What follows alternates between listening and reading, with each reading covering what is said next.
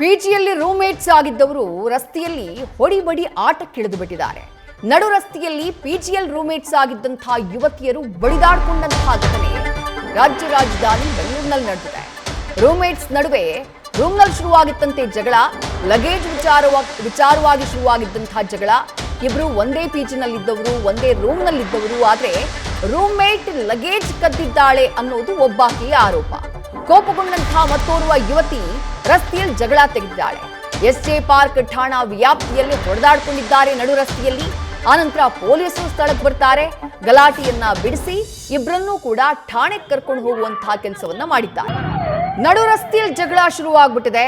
ಇಬ್ರು ಕೂಡ ಒಂದೇ ಪಿಜಿ, ಒಂದೇ ರೂಮ್ನಲ್ಲಿ ಒಬ್ಬಾಕೆ ಮತ್ತೊಬ್ಬಳ ಲಗೇಜ್ ಅನ್ನ ಕದ್ದಿದ್ದಾಳೆ ಅನ್ನೋದು ಆಕೆಯ ಆಕ್ರೋಶಕ್ಕೆ ಕಾರಣ ಆಗಿತ್ತು.